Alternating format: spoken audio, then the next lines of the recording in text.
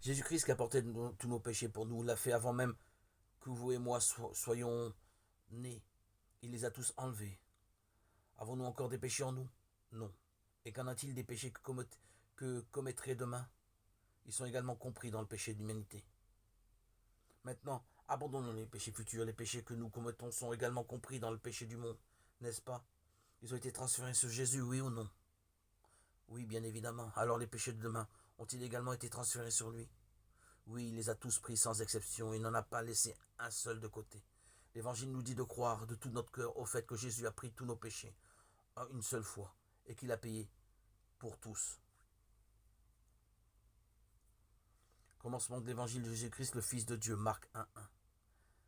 L'Évangile des cieux est une bonne nouvelle. Il nous dit: j'ai ôté tous tes péchés, je suis ton sauveur. Crois-tu en moi? Sur beaucoup de gens seuls, très peu répondent: oui, je crois comme tu nous l'as dit. C'est si simple que je peux le comprendre immédiatement. Ceux qui ont dit cela seront des justes comme Abraham. Cependant, les autres disent: je ne peux pas le croire. Ça me paraît si nouveau et étrange. Alors ils demandent: dis-moi juste si j'ai pris tous tes péchés ou non. J'ai appris que tu n'avais pas pris que le péché originel et non ceux d'aujourd'hui. Je vois que tu es trop malin pour croire à ce qu'on te dit. Tu dois sûrement aller en enfer, car je n'ai rien à te dire. Nous sommes sauvés en croyant à sa rédemption complète. Ceux qui insistent et disent qu'ils ont des péchés en eux iront en enfer, c'est leur choix. L'évangile de la rédemption commence par le témoignage de Jean-Baptiste. Puisque Jésus a pris tous nos péchés en se faisant baptiser par Jean-Baptiste, nous sommes sanctifiés lorsque nous croyons. L'apôtre Paul a beaucoup parlé du baptême de Jésus dans ses épîtres, Galates 3.27. Vous tous, en effet, baptisés dans le Christ, vous avez revêtu le Christ.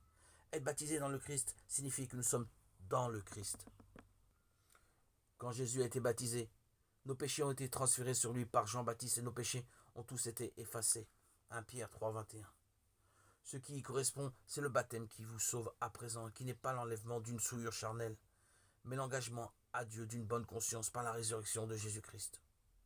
Seuls ceux qui croient au témoignage de Jean-Baptiste, au baptême de Jésus et au sang versé sur la croix ont en eux la grâce de la rédemption. Accueillons dans nos cœurs le baptême de Jésus, figure du baptême, et soyons sauvés.